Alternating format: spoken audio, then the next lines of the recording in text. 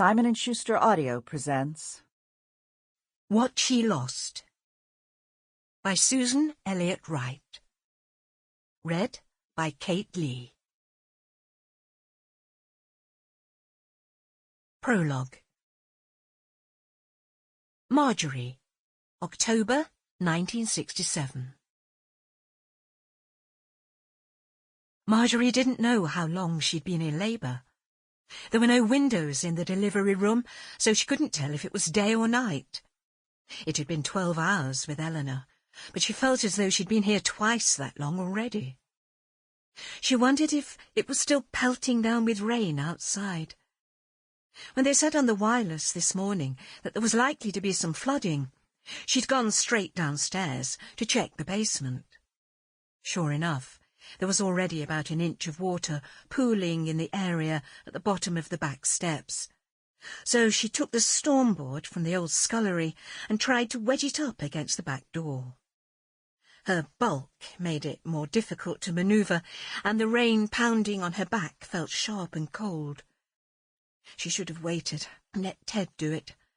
But she was sick of being huge and slow and useless, and she wasn't going to be beaten by a silly plank of wood.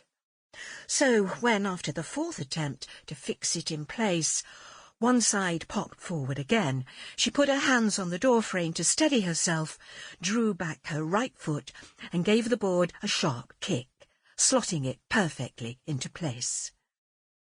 Whether it was a violent movement, or whether it would have happened anyway, she didn't know, but it was then that she felt the unmistakable gushing between her legs.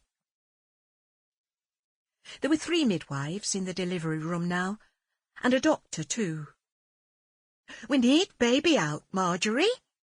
This was the older midwife, the one she trusted. "I want you to use all the strength you have. You've done this before, so you know you can do it again." "I can't," she whimpered. She didn't want them to have to cut it out, but she couldn't go on any longer. She just couldn't. She wondered if Ted was still outside, pacing the corridor. Or maybe he'd gone back home to see Eleanor. They dropped her off at Peggy's on their way to the hospital. Eleanor had been more excited about sleeping at Peggy's house than she was about the new baby. That seemed like days ago now.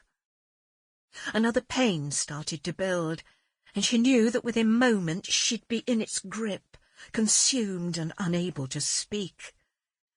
She needed to say this quickly. Sample complete. Ready to continue?